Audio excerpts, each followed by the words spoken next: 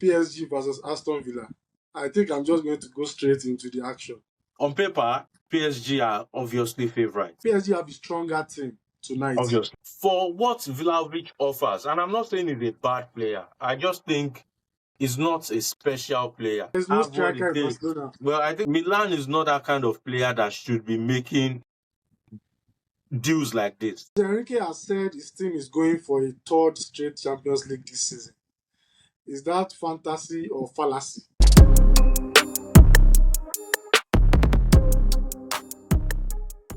The football season is back, and so is the Late Go podcast.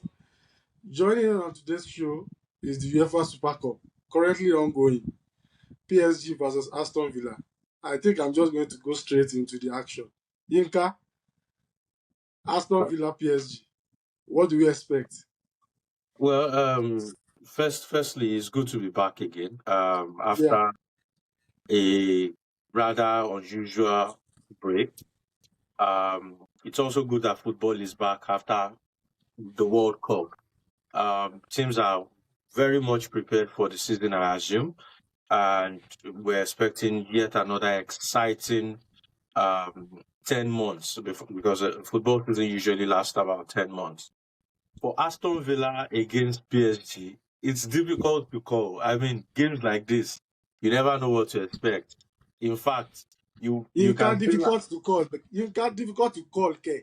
It's still difficult. I'll tell you why. I'll tell you why I think it's difficult to call. On paper, PSG are obviously favourites. But I think that games like this, big teams still use it to fine-tune one or two things. The small teams are much more determined to win it. And I know it's a prestigious cup, it's a prestigious tournament. Everybody wants to win it. But I just feel like the motivation will be more on Aston Villa's side than it will be for PSG. So because of that, I think, it might not be as straightforward as people expect it to be. So far so good. I think PSG will have been the upper side. PSG have a stronger team tonight. Obviously. There's Varaskelia, there's Desiree Doué, there is Marquinhos, there is Pacho, there is Nuno Mendes, there is Stofanov, there is Vitinha, there is Neves. I think the only unexpected player would be their new signing, Akliush, that they just got from Monaco. And I'm not sure Dembele is on the bench. Also, they have the new signing from Aston Villa, Luka Dean, on the bench for PSG. The Aston Villa side is not the strongest, I have to say. They have a lot of new players in the team, and we live for the upset. It will be a nice fairy tale story from winning the Europa last season to winning the UEFA Super Cup.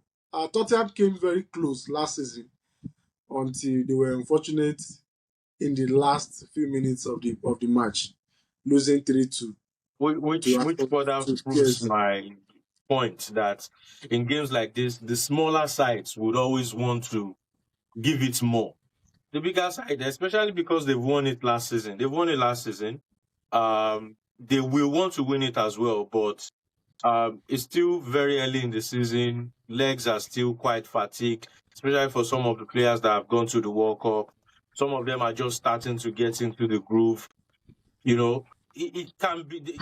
What I'm saying, long story short, is I will not be surprised if there's an upset in this game. I will not be surprised. Regardless of how the game is going at the moment, PSG dominating possession, trying to carve out spaces. Anything can happen, especially with a Unai Emery side. They can just get a corner kick, a free kick, one random shot, and then they go into the lead, and then it becomes really difficult from there. So, but we'll see how it goes. We're still here. We'll see how it goes before the show ends. Luis Enrique has said his team is going for a third straight Champions League this season. Is that fantasy or fallacy? Well, it's been done before. So you cannot say it's a pipe dream. They've done it twice, so they just only need to do it, one more time. It's not like they've only done it once and then they're thinking of the third one. They've done it twice, so they only need to do it one more time. I think they still have the squad to do it. They've added very important pieces as well, especially um, if you consider the attacking side of their game. They've added Akliush, like I mentioned earlier. They've added this trickster from Ajax. I think his name Mr. is God. Guts from Ajax. They've added Luka Dean, even though he's a left back, he's actually a weapon in attack as well because of his crosses. So he gives them much needed depth whenever they need to maybe rest players in Ligue 1 in order to focus for Champions League, for example. So I would say they have the squad. Although with Champions League, you never can tell. You cannot say you have a chance of winning it until you probably get to the quarterfinals or semifinals. A lot of things need to fall into place between the group stage and the quarterfinals. And then from quarterfinals, you then need to say, you can then start thinking, okay, let's try to get to the semifinals, finals, and then hopefully win it. And then you have to count on luck as well. But they are well placed to do it. The usual suspects to challenge them for it will be the likes of Arsenal. You can never rule Real Madrid out in UCL conversations. There's also Barcelona that have you would think They don't have a Barcelona striker. There is no have what striker it in takes. Barcelona. Well, I think they're in the market for a striker. So if they With maybe which get a money? striker, Where did they get the money from? well, money is not their problem per se. It is, would I say, it's budgeting, almost like Inter's problem. I mean, they can shell out 70 million, 80 million for a player, but But when the if player they comes, sell Ferran Torres, I think they should have some liquidity. I it's think the not a Torres deal. liquidity problem. It's it's a budgeting problem in terms of being able to register because of the rules in La Liga.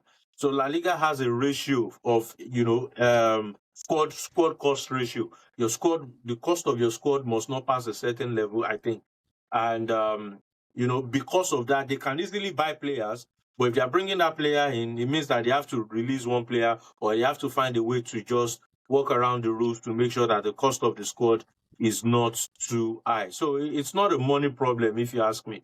Barcelona is a very big club. They can always generate money and look for money to buy player anytime. Anyways, the season starts in a week, and a lot has happened in the summer. There have been a lot of bizarre transfers happening all over the place. Players, coaches. I mean, just today, Dusan Vlahovic, the Serbian warlord, has signed for Fenerbahce. I For mean, Besiktas. oh, sorry, for Besiktas. I mean, that is as shocking as it gets. And we've seen a lot of crazy deals happening in Europe in the summer.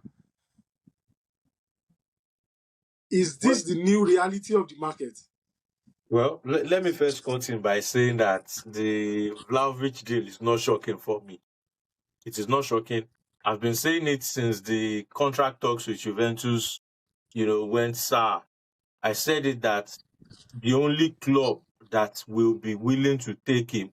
Oh, what a shot!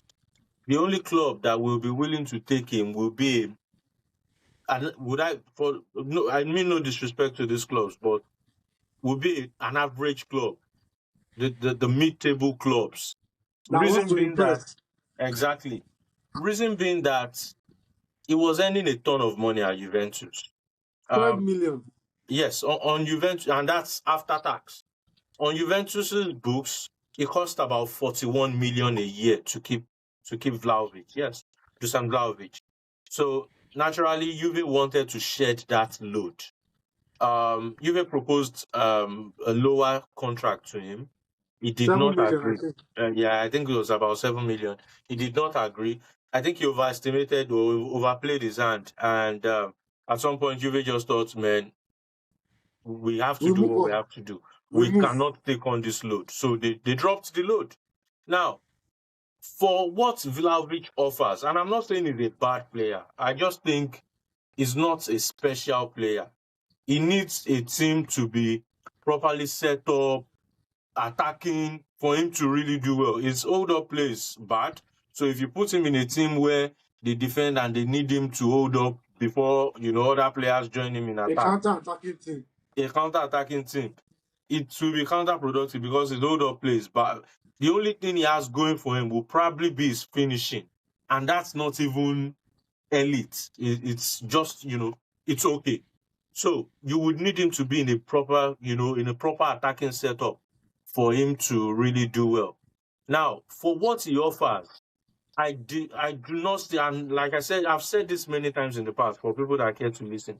I didn't think any team, any big team, would be willing to give him the same amount of money that Juventus gave him for what he offers. If it was Erling Haaland, for example, or Luis Suarez, or someone that has more to their game, maybe they would have considered him. But for 12 million a year, we're not counting After commissions tax. that his agents will collect because it's a free transfer. It's a lot of money. So I said it then that the only teams that would come forward for him would probably be big teams at a lower wage, which Vlahovic will probably not want to accept, or average teams that want to level up. Let me put it that way. That want to level up.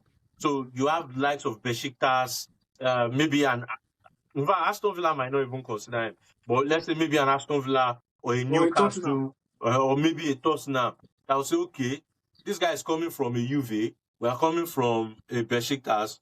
Let's try to meet him somewhere close to that 12 million that he accepts because we see him as a star coming to our club.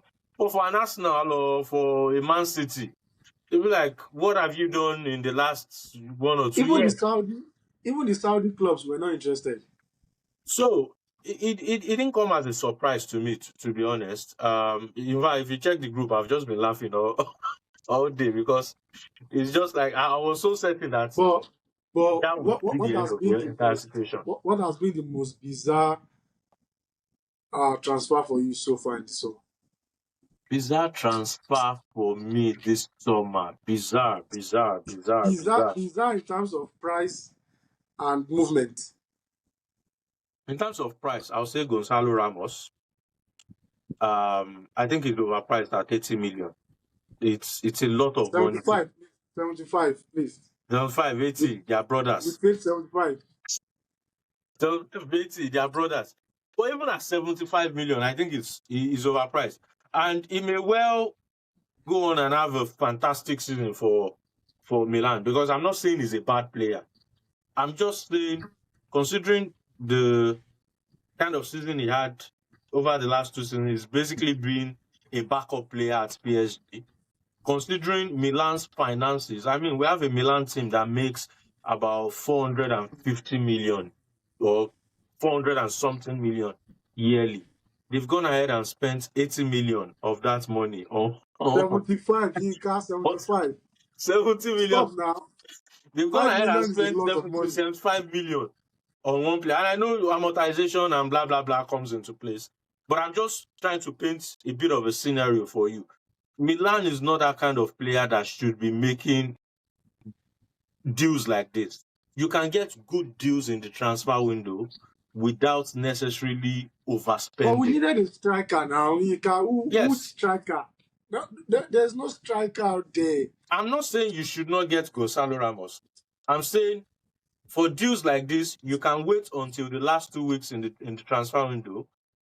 Yes. That is how deals like this work. Because whether you like it or not, PSG want to sell. I can assure you that nobody is going to drop 75 million for Gonzalo Ramos unless it's a Saudi team. Nobody. So you have to play your hand. You have the advantage in negotiations like this. Wait. Now, while you are waiting, you can have a plan B. Maybe a Vlahovic, for example. Vlahovic, like I said, he understands Serie A. Even if it's to be spreading rumor. Even if it's to be leaking 1 or 2 rumors here and there that, oh, we've changed focus, but you know where your eyes are. And I'm going to give you an example. Look at Jet Spence.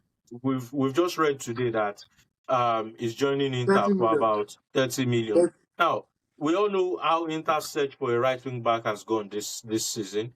The first target was Palestra, who unfortunately joined Chelsea. And then they went for Kalaili, who also unfortunately failed the medical because of Italy's strict medical, would I say, rule. Rules.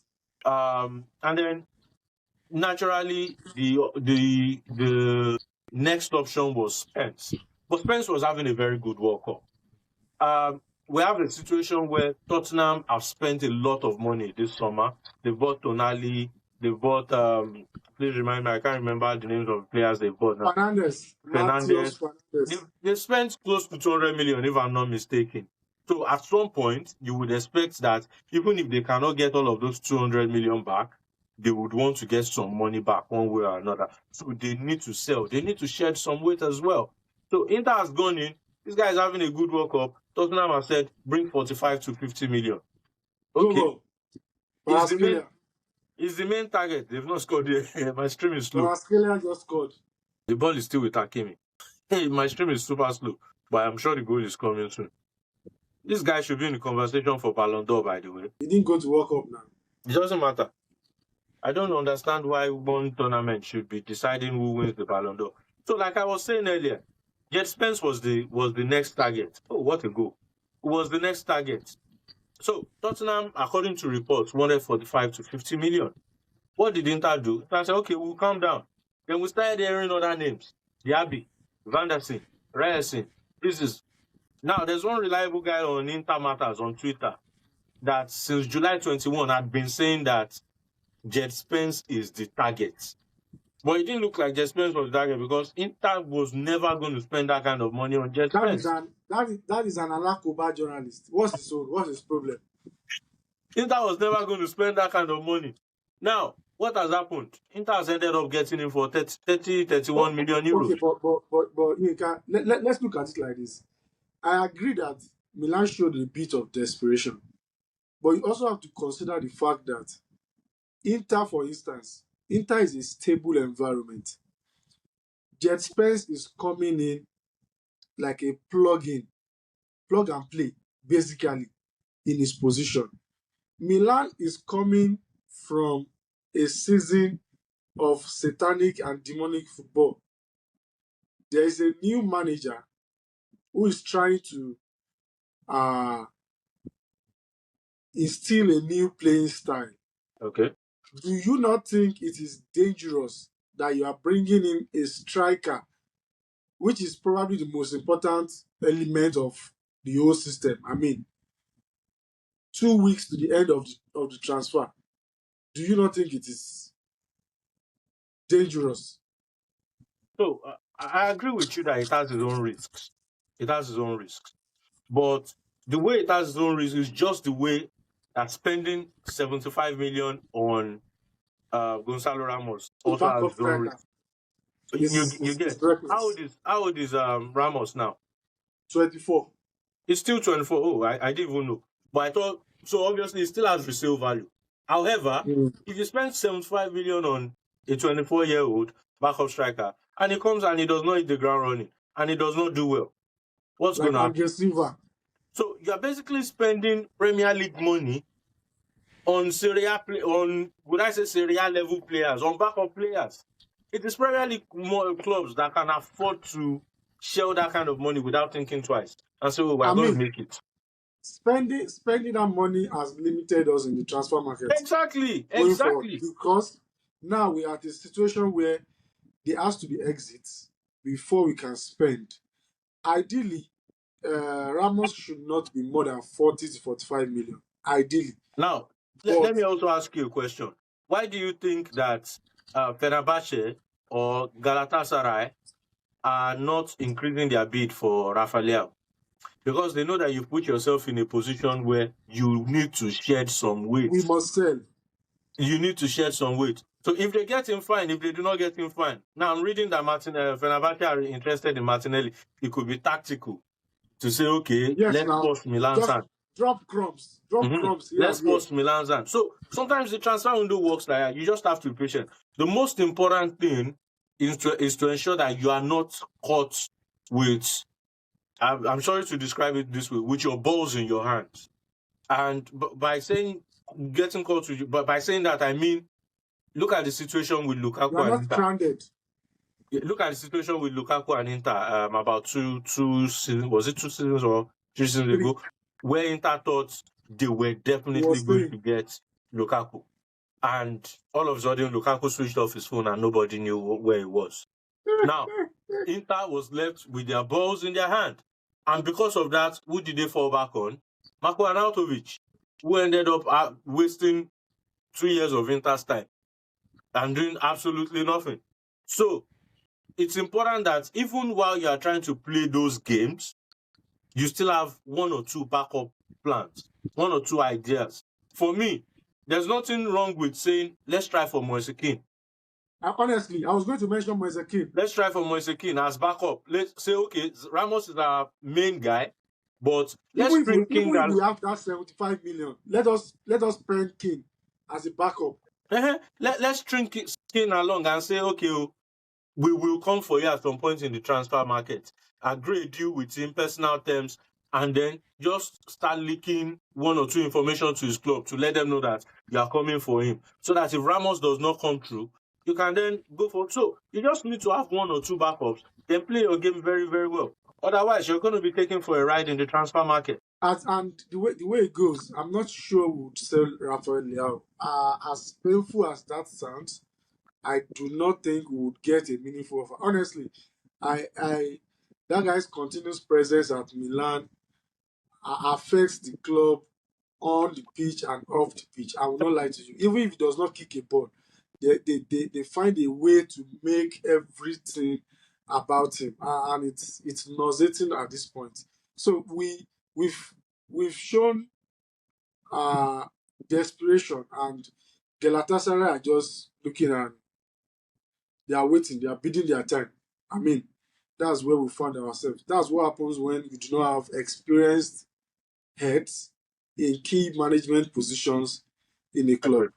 And I also think that Rafael um, is partly at fault for Milan's inability to sell him with the Yes, statements that he made towards the end of was it towards the end or just after after the season, the after season the season, ended.